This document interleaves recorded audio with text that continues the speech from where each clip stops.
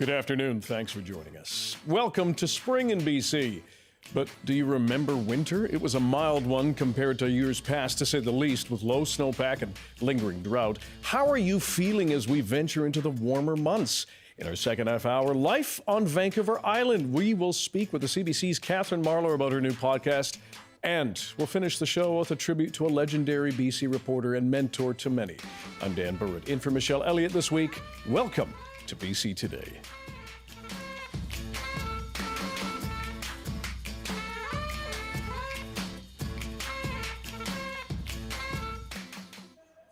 And thank you for joining us on CBC Radio 1, CBC Television, and live streaming on the CBC News app, cbc.ca/BC, and on our CBC Vancouver YouTube page. Well, if you didn't get the memo, it is the first day of spring. And here in BC, we've been enjoying some higher than normal temperatures and balmy, sunny weather over the last few days.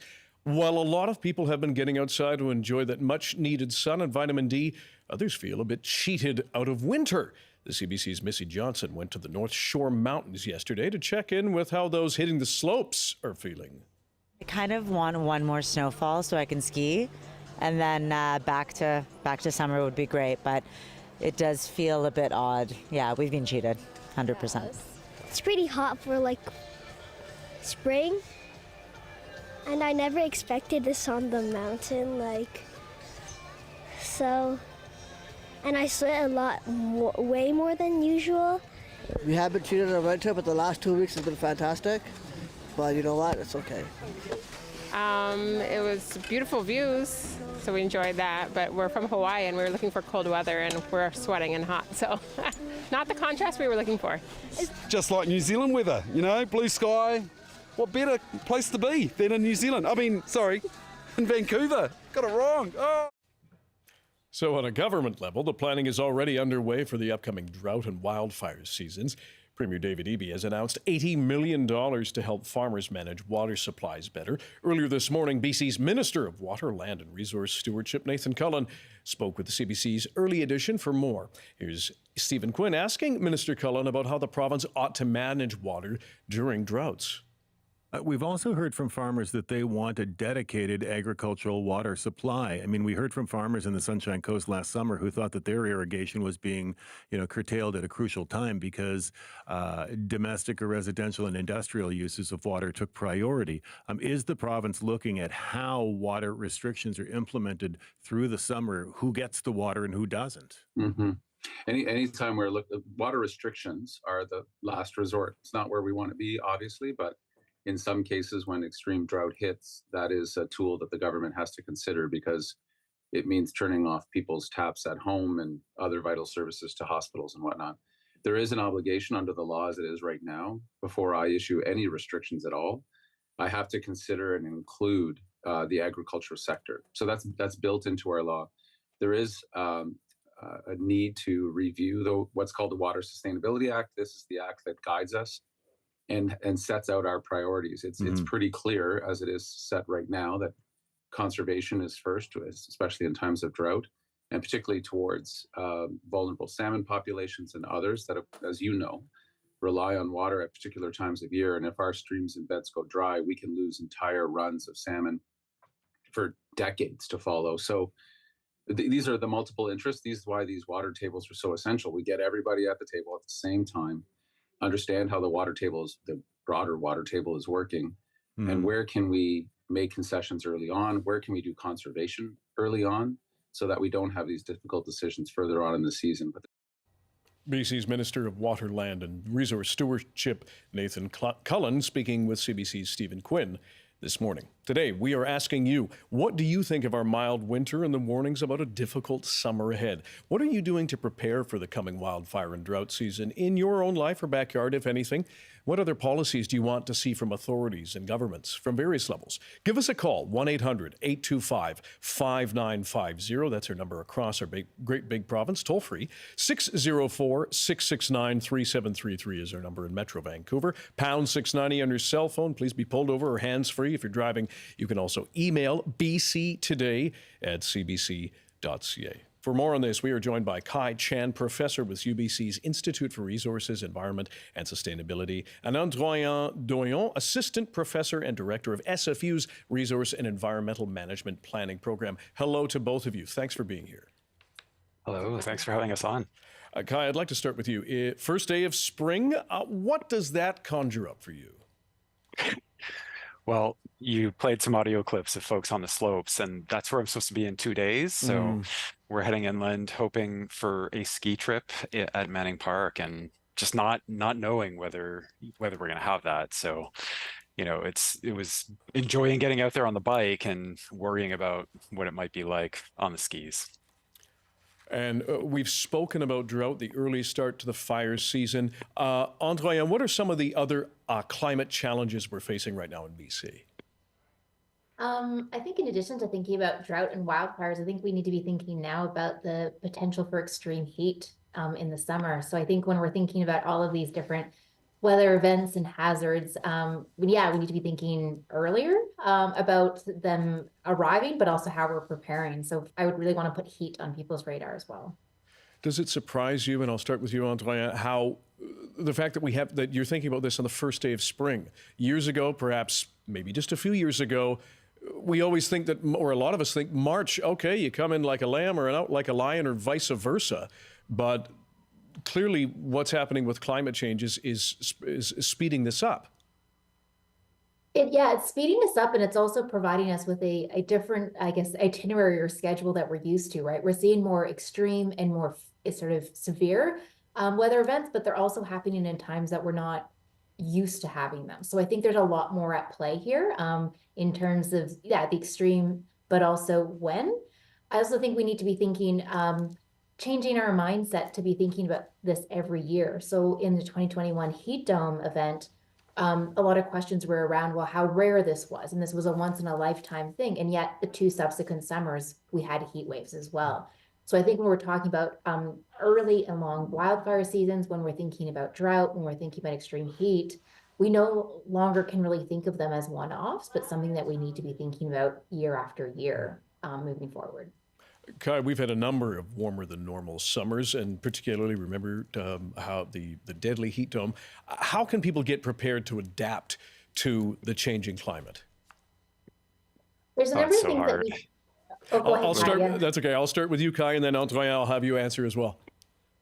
Yeah, I mean, one of those pieces is just accepting that everything comes at a cost, right? So those of us enjoying the time outside and the beautiful, warm, sunny weather, we should make the most of all these times that we have now, but at the same time, recognize that when our summer starts early like this, it means that it's going to be a longer period between rains, right? We've curtailed our rainy season in a sense. It was less rainy than it normally would have been, this being an El Nino year.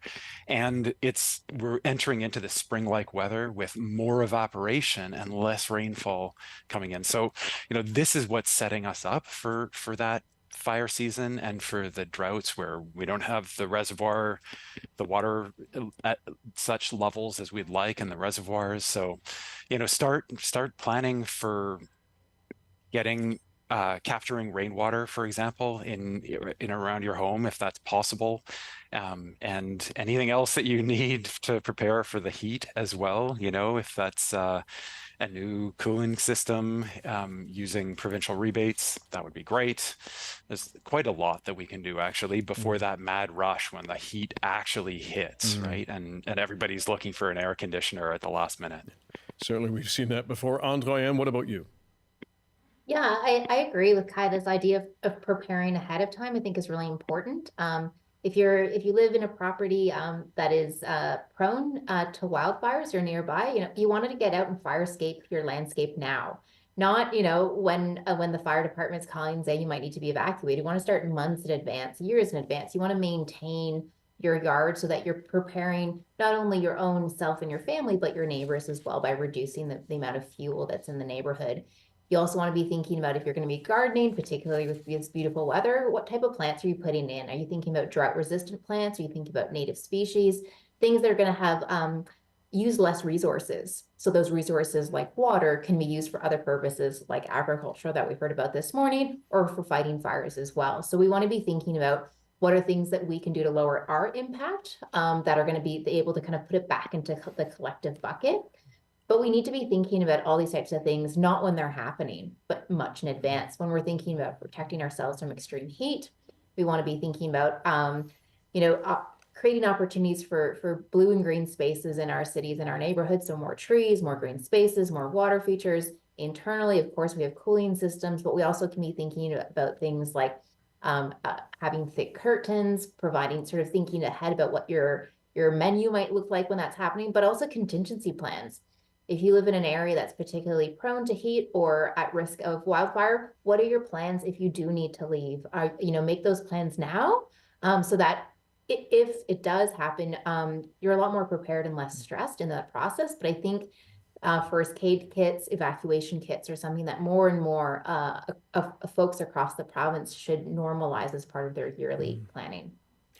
We want to hear from you now across our province, wherever you are. What do you think of our mild winter? And as we head into spring, what's foremost on your mind when it comes to weather, drought, water, climate change? Give us a call now, 1-800-825-5950. 604-669-3733 is our number in Metro Vancouver, pound 690 on your cell phone. You can also text us, 236-330-2623, and on the old email, bctoday@cbc.ca. Both of you have mentioned things that people can do now, whether it's trying to store rainwater, whether it's getting a heat pump, an air conditioner, mitigate those risks. Is there a concern, though, and Kai, I'll start with you, is there a risk that perhaps people will feel overwhelmed by the scale of the problem when we talk about heat domes, when we talk about wildfires, and we can see it, and some people live it in a very scary way?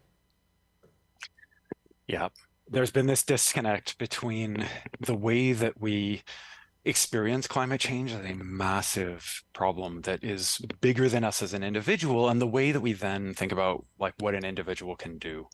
And we've had a history, within academics as well as in the media of trying to compartmentalize that into little bite-sized pieces, right? It's like, what are the 3 easy things that you can do to fight climate change? But then we get to thinking about it not as a system problem, which is what it is, right? We start thinking about it as if our little carbon footprint changes can actually solve the problem. And we know now that it's a much bigger, it's a more systemic problem. And so in a sense, yes, it's understandable that people are feeling overwhelmed because they're thinking about the tools at their disposal being those ones that are like changing light bulbs and buying electric vehicles and, the things that they can control within their lives.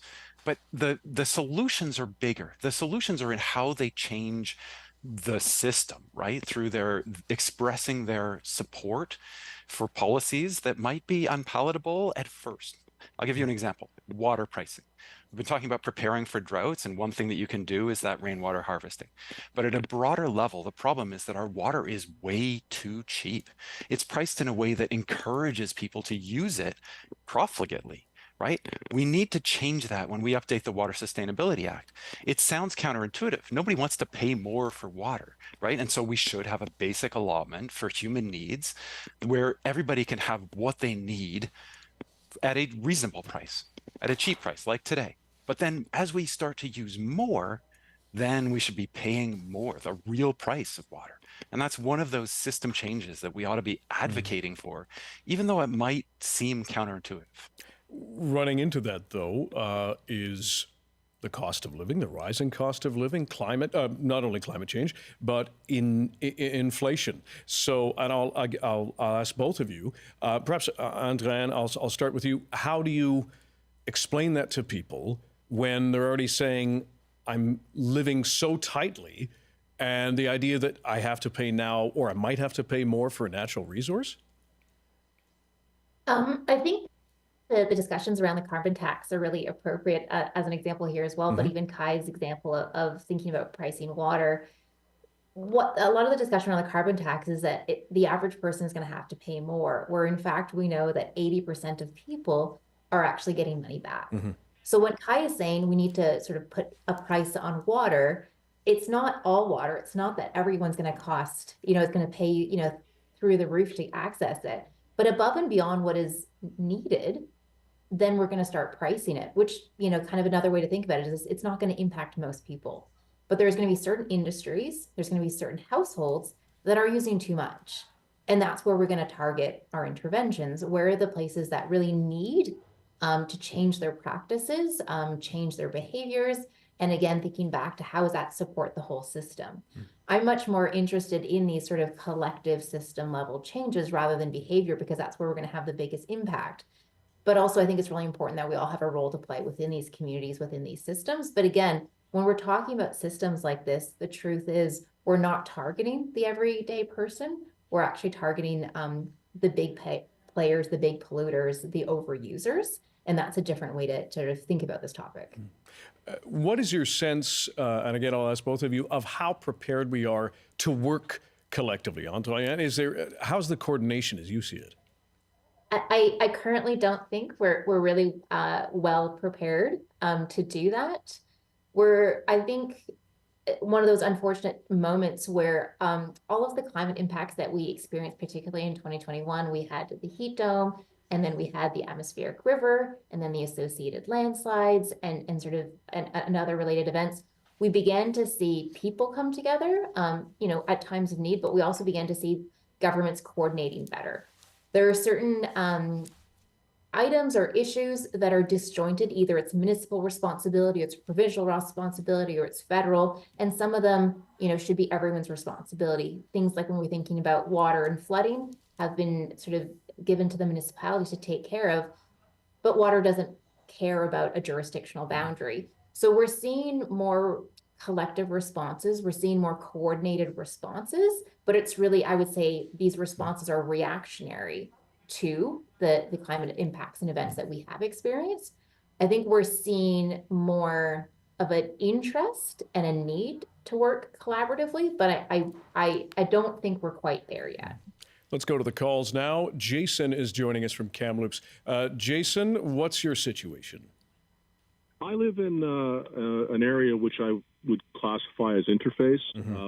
We're on the western end of Kamloops, BC. It's an area called Pine View, and it's exactly what it sounds like. There's a view of pine trees that's up on a ridge, and those pine trees are within 100 to 200 meters of houses across the street from me. And so we've had, a couple of bad years of forest fires here where the air quality has gone extremely bad. And even if you close all your windows, the interior of your home is going to smell like a forest fire. I have an air purifier that I invested in, and I'll go through filters one after another to try and keep the air inside my home clean. So I'm worried for forest fires. I'm worried that there's more than likely going to be a bad forest fire season. I'm also concerned about the fact that we have a lot of ranchers in this area of Kamloops, and they're concerned about taking care of their livestock and their animals and such.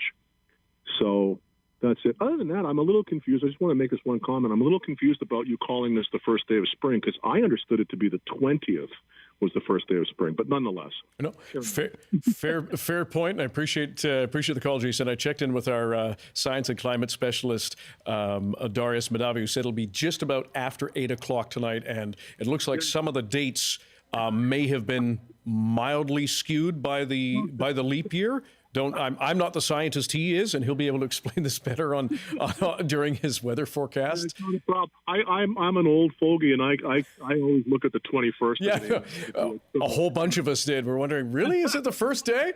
Appreciate your call, Jason. Thanks very much. Kai, what do you make of what Jason said there in and around what he's doing as an individual, but perhaps feeling perhaps maybe overwhelmed by the scale of the problem? So understandable.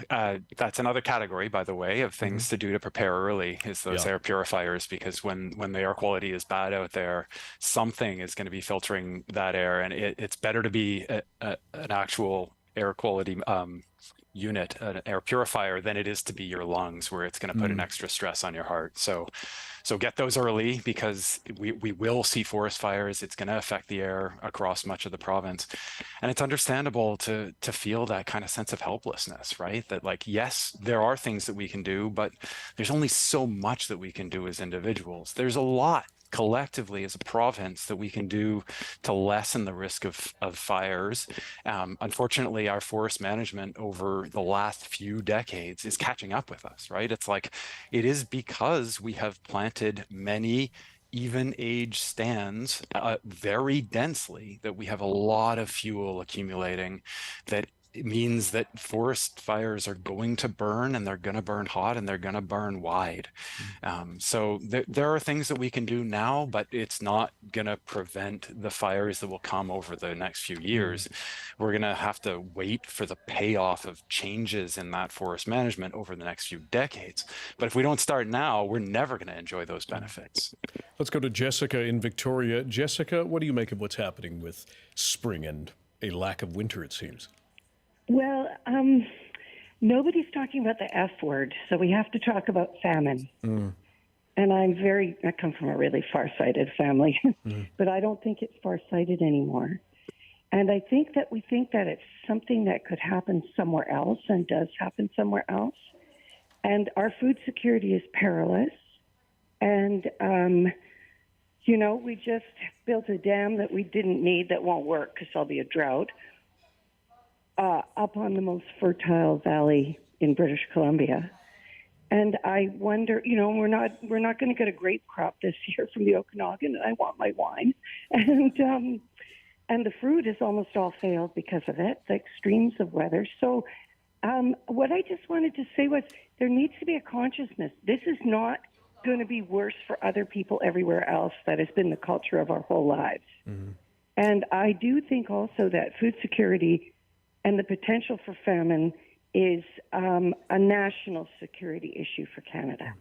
We've certainly heard those sentiments before, and we appreciate your call, Jessica. We're running a little close to time. Jessica, Androyan, I'm going to give the last word to you. Perhaps if you can address concerns about famine, food security. Certainly we've heard those before.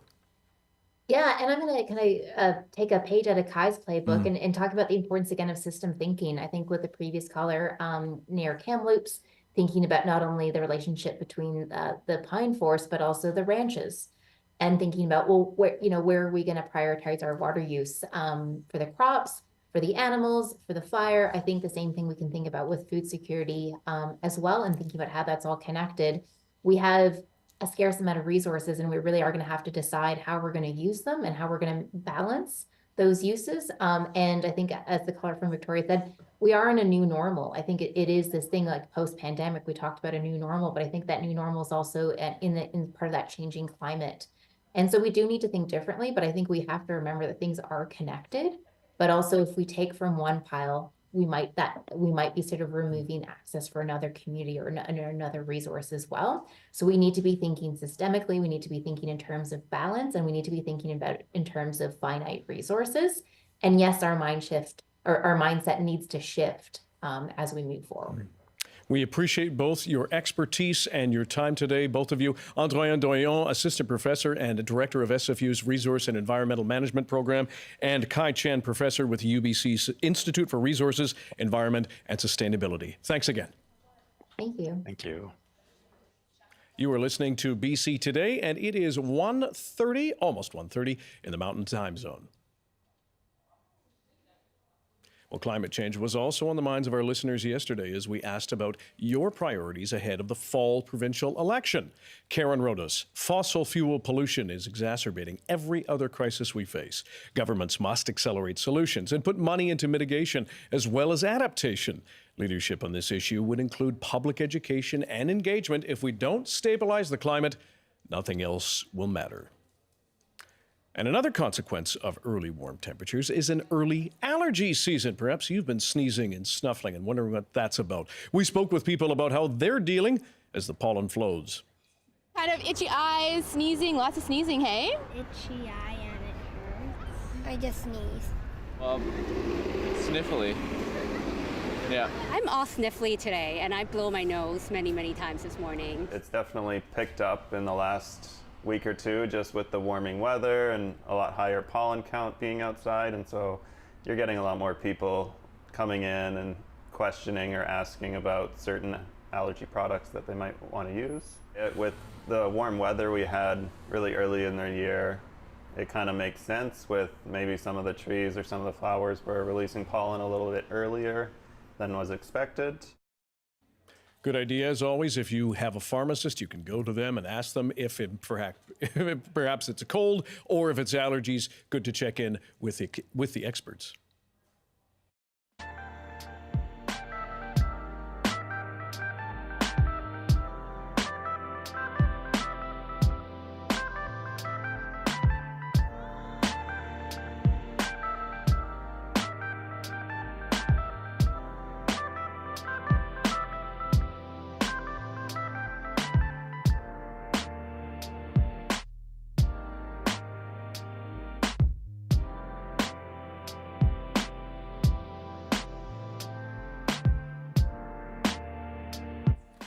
This is BC Today on CBC. We are on Radio 1, CBC Television, and live streaming on our website, cbc.ca/BC, and on YouTube at CBC Vancouver and the CBC News app. Much more coming up after this news break with Susan McNamee.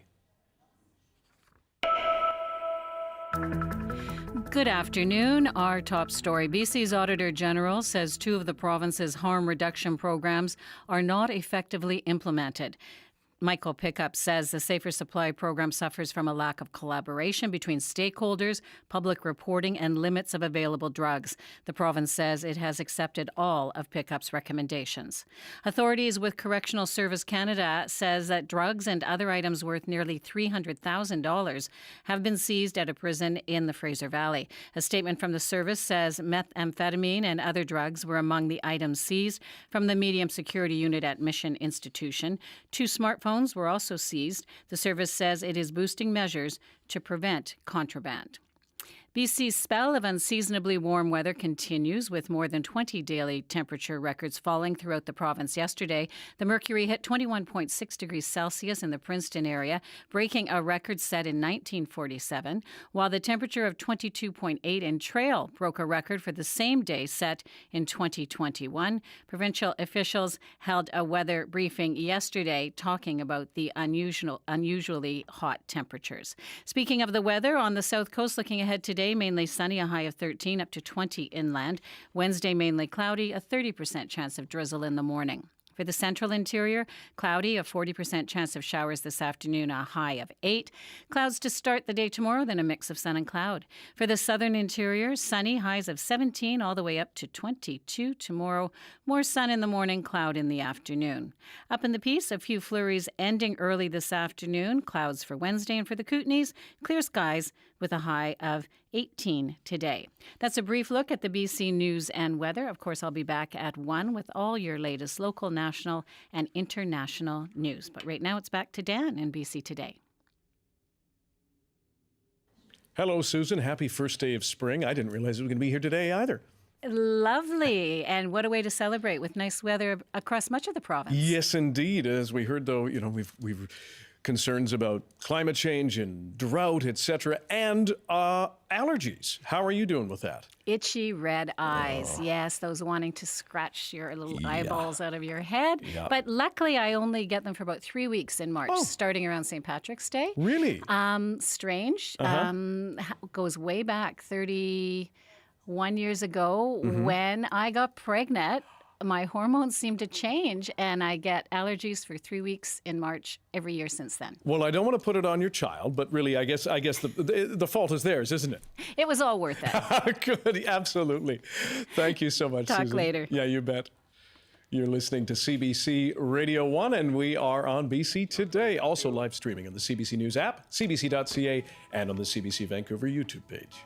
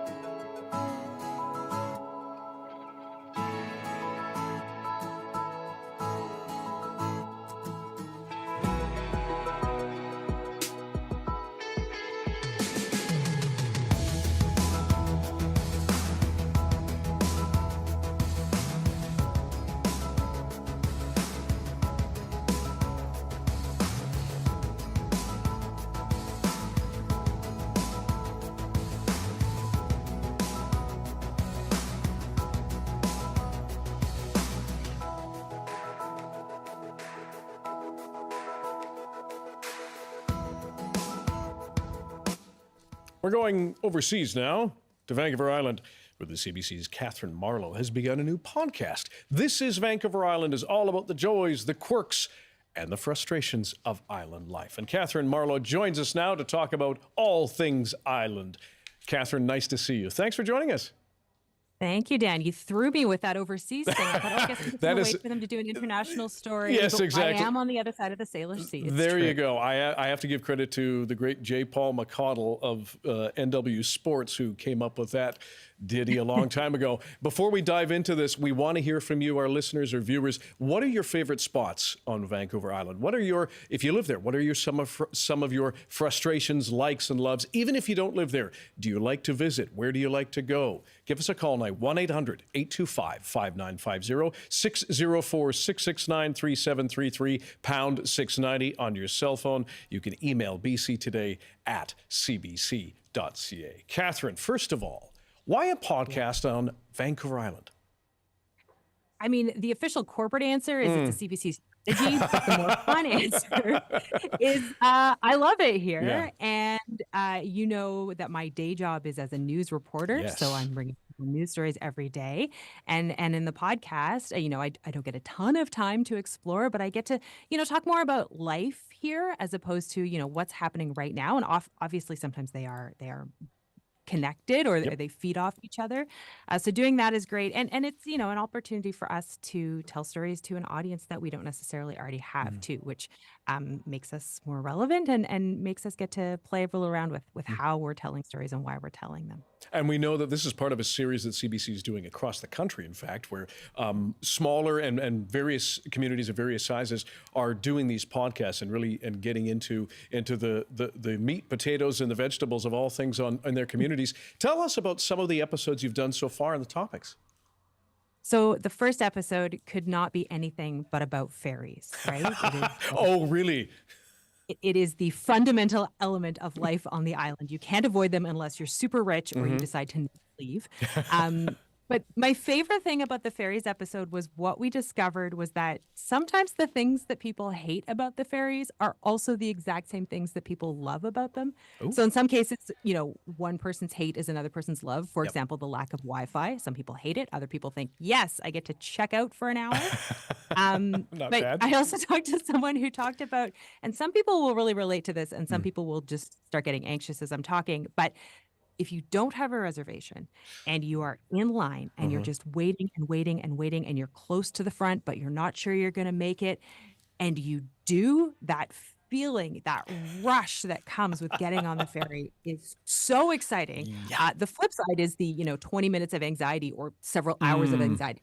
Or, you know, maybe a trade-off. But so ferries, definitely something we've talked about. More recently, did an episode about something that I didn't know. Did you know, Dan, for example, that Pender Island is a hotspot for wheelchair basketball in BC? I don't think I did know that. Why is that? I didn't know that either. Well, it turns out that the guy who coached the Canadian women's wheelchair basketball team for decades is in the Hall of Fame for doing it. He's an old pal of Rick Hansen's. He retired there and he called the school and said, hey, do you need a basketball coach? And then he said, oh, let's get the kids playing wheelchair basketball too. So the sort of subplot of this is that depending on the level at which you're playing wheelchair basketball in BC, you don't actually have to be a wheelchair user. It's sort of a sport that everyone can play together. So there's a whole bunch of people playing wheelchair basketball in Pender, which I didn't know. So sometimes you just get to discover these little quirks. And then sometimes we also get to help different parts of the island learn from each other. So we recently heard here in Victoria that the city has bought 2 properties downtown. Right now, they're just sort of industrial commercial properties, but they're going to turn them into a park because there is no park downtown. Great idea. But I got to thinking, well, how do you take like old property and turn it back into a park? And then I remembered about a project going on up in Courtenay where they're actually turning an old sawmill back into the estuary that was once there a century ago. So I got those folks on the line and learned about what they're doing so that other places across the island where they're sort of putting parkland back have some lessons that can be learned. So stuff all over the island and all sorts of topics. It's a podcast classroom. Listen, give us a call if you live on Vancouver Island, if you visited, if you have a favorite spot, why you're there, why do you like to go, the good, the bad, the ugly, everything in between. 1-800-825-5950 is our number across BC, 604-669-3733. Pound 690 on your cell phone. Please be pulled over or hands-free. You can email us, bctoday@cbc.ca, and text us 236-330. 2623. Kathryn, remind me, how long have you lived on Vancouver Island now? I moved here about 4.5 years ago. I Mhm. lucked out and moved here in the fall before the pandemic hit, not knowing that I was moving to the place to be Yes. during the pandemic. Now, why was it the place to be? A couple of reasons. First of all, and we bragged about this a lot, probably unfairly. For a long time, we actually had really low COVID rates, so Yes. it felt safe. Mhm. But also because there is so much outdoor space to explore here, and the weather is good enough that you can do it. You know, people, especially on the South Island, might be familiar with the concept of the rain shadow, which basically means that we don't get all of the rain that you guys get there in the Lower Mainland. So on days when I'd be talking to my mom in Surrey and she'd go, "Oh God, it's raining again," and I would go, yeah, definitely a really awful day, while I was like, having a picnic at the park. Yeah. Yes. So that made it good. Yes. You're not immune to braggadocio. But that happens. Have there been any major surprises about living there? I got to say, the weather was one thing. I had tuned people out my entire life growing up in the mainland when they talked about the rain shadow. So learning that, and spring kicks in a couple more. We have our cherry blossoms a little bit sooner, so that's nice. You just think about, how you brag to your family in Ontario about things. Well, we just get to do that to you and then to the family in Ontario. So there's that. But, the other thing that, I'd seen it on a map my whole life. I've been here before, but I really hadn't locked into my brain just how big Vancouver Island is. If you drive all the way up, I was in Port Hardy a couple of years ago, and I'm looking across and I'm like, man, there are mountains right there. What can they be? And of course, they're the mainland. You're that close. And then I look on the map and realize you're basically the equivalent of Kamloops. So it's a huge place with a great diversity of geography and of people, and so much to explore. I've been trying, certainly the first couple summers when we couldn't travel much, I was traveling mainly around the island, and I've kind of stuck with that, even though the doors have opened up. And I've been exploring all sorts of little places of the island, both for fun and for work. And it's such a great place to be, and so many great things to learn about and people to meet. What sort of reaction have you had from the podcast so far, specifically? We've definitely heard from a lot of people who are glad we're here. You mentioned that this is a strategy that CBC is rolling out in a couple of communities, and this idea of having really local podcasts. So far, CBC has been really good at making either deep dive podcasts into a particular topic for a short run. And then for the most part, a lot of the bigger podcasts and the only daily one so far, Front Burner, come out of Toronto, and Front Burner comes out of Toronto, Vancouver, I should say. But, there tend to be more broad topics. Right.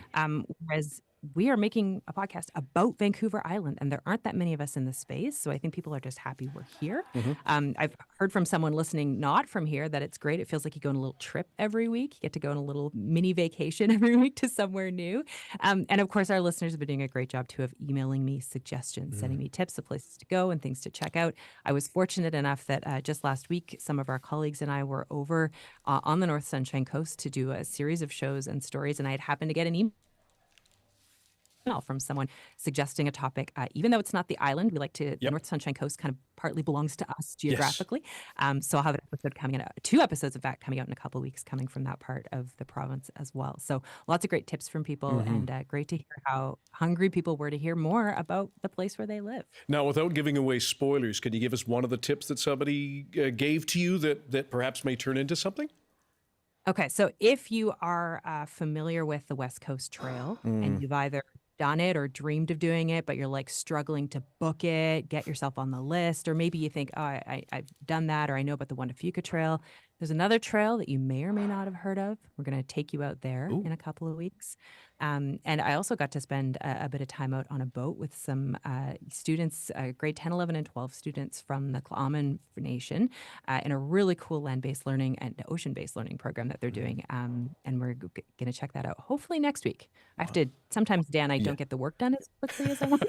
Join the club. Something will be out every Tuesday. Every Tuesday.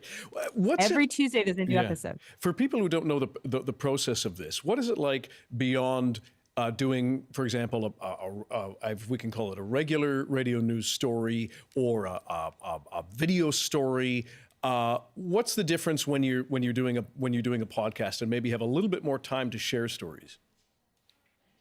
Part of it is, often even because I mostly work as a reporter, but I do also spend time on our shows, like on our morning show and our afternoon show here in Victoria. And, you usually have a conversation for 7 or 8 minutes. You get to do things a little bit longer here on BC Today. But in our podcasts, my episode's usually about 14 or 15 minutes. So it means you get to dive a little bit deeper into something. It also means you get to play around with sound a little bit in a way that we try to always play with sound, but it doesn't always happen when you're working really fast and you're turning things around quickly. So one of the things that I've been lucky enough to do is that while I've been exploring the island, I have recorded the sounds of the places I'm in because I love them. Like, for example, on my phone, I have about 5 different forests, just the sound of 5 different forests on the island, that when I'm having a really stressful day, I just pretend I'm in Alert Bay in the forest. And so I get to use that in the episode. So I try with every episode to take you somewhere, even if I'm only having a Zoom conversation. Obviously, I don't have a travel budget, so I'm not zipping up island every time I want to tell a story. Yeah. But it just allows us to play around with that stuff a little bit more as well, and just dive into things a little bit deeper, and maybe go in sort of quirky directions that you might not go when the topic of today is X, and so we have to kind of stay on X. So that this allows us to kind of teeter over to Y and Z, and then maybe up to A and J before we get back somewhere. It's a journey. It's an alphabet. That's right. Thank you. Alphabet soup sometimes. If you live on Vancouver Island, if you're from there, if you're planning to visit, give us a call now, 1-800-825-5950. 604-669-3733 is our number in Metro Vancouver. Pound 690 on your cell phone. You can email us. Some of you have done that already, bctoday@cbc.ca. And if you want, you can text us 236-330-2623. Kathryn, how long does it normally take to put together a podcast like this? I think it probably takes me about a day and a half, let's say, to put my episodes together. So that's not all in one go. It's in bits and pieces, but from having the idea, contacting the people, recording the interview, editing it, writing it, mixing it, all that kind of stuff. And then, of course, there's sort of what we call the back end to get it into the system, because I am sort of a one-person team here. Yep. And then putting together the promos and making sure all sorts of people know about it. But I do, like, for example, like when we were over in the that region last week, trying to kind of gather some stuff and bag it, as we say, put it in the bag and put it on the shelf, so that in a few weeks from now I can say, oh, I've got that great thing to pull together. Wow. Now, I hope I'm not ruffling feathers here. We have heard this. No, it's all right. From when it comes to you're based in Victoria, which is the capital city and on the southern part of the island. How important is it for you to broaden it out beyond the cities proper and get into smaller communities? Because certainly we've heard that, and we have lots of bureaus across this great big province, but the importance of hearing from communities that may not get as much airtime. It's hugely important. And actually, Dan, this came right from the beginning of this project. So the hyper-local podcasts, as they're called, these experiments that we're running at CBC, they all have a sort of similar name and then attached. So, for example, this is Calgary, this is Edmonton, this is Ottawa. We chose not to be this is Victoria. We are this is Vancouver Island. Yep. We really wanted to make sure that we are telling stories everywhere in the island, that we're not just a podcast about Victoria. Obviously, that's where I am, and this is where a good chunk of the population is. But, some of our things like ferries are universal. I also did an episode about rain. Even though we don't get as much rain here, it does still rain, and you do hit those sort of dreary points. So I think it was February, I had an episode that came out just talking to people about the good side of the rain, to try and lift your spirits a little bit if you're feeling a little down. And then there are specific things. So I mentioned I have a podcast based in Courtenay up Island. I have one where one of my main voices is in Campbell River and on Quadra Island, and hopefully be moving around as well, because we really don't want this to be a Victoria specific podcast. Yeah. This is a podcast for the island, and then, as I call it, all of our neighboring islands as well. So the Gulf Islands, the Discovery Islands, all of the little islands that snug up against Vancouver Island. And there are many. Speaking of other areas on Vancouver Island, Sandy's joining us from Vancouver. With Sandy, thanks for calling. What's your favorite part about Vancouver Island? The island, as Kathryn said, is huge and diverse from north to south, east to west. But I have a shout out, and I'm really happy to hear you say you're going to explore maybe the Gulf Islands. And there's a particular program, community lunch, every Monday on Galliano Island at the South Hall. And I think you'd get some amazing sounds. It's the way that people on Galliano help take care of food security. The Galliano food program is the envy of all of the smaller Gulf Islands. It's very robust. It's part of the Galliano Club. And if you go there on a Monday to the South Hall, you'll talk to folks that are really enjoying being together, having food at a very minimal cost or no cost if you can't afford it. And it's the heart of the community. So that's my shout out. Go to Galliano on a Monday. You'll get good tape and you'll talk to some really wonderful people who are building community one bowl of soup at a time. Love that, Sandy. Thank you, Sandy. Yeah, have to ask you, Sandy. Do you think would they welcome Kathryn with the open microphone there? I think that they would. Yeah. Why not? Yeah. Or you can get in touch with the Galliano Club and ask them. Say you heard about it, and go and maybe talk to the coordinators, and then see if you can participate and get your hands into the doings of making soup and bread on a Monday. It's really a tremendous way the community takes care of all the residents. It's a very important part of life on Galliano. Love it. Sandy, thanks so much for the call. We have a text for you, Kathryn. Quote, wonderful coincidence to tune into this channel, heading to the island from Quesnel for the first time this weekend. Driving from Victoria to Tofino while there. Any great stops along that way? That's a long way. It is. And it's funny. I was making a few notes of things to talk about when I talked to you today. And one of my notes literally says, don't just come to Victoria and Tofino. Because sometimes those are the only places people think of. Or Parksville. You might throw Parksville on there. Yes, of course. Gosh, now I'm on the spot. I can't think of any. Definitely, there's some great little parks if you want to take a rest. Right up along the way, there's a great park called Eves, just north of Duncan. You just pull off a little bit, and it's a lovely spot. It's a provincial park. It's pretty small, but it's beautiful. And then Port Alberni has some great places. We go through Port Alberni on the way there anyway. There's a fabulous donut shop in Port Alberni, a couple of places to check out for sure. But definitely make sure you're stopping along the way because there's more to the island than just Victoria and Tofino for sure. There we go. Dallas is calling us from Victoria. Dallas, what do you have to say about life on the island? Hi. Well, as I was telling the producer, I have been on the island for about 60 years. Moved here when I was 9 years old from Vancouver, so I'm a true coastal BC girl. And unfortunately, Vancouver Island is glorious. I can't deny that. I love it here. I love BC.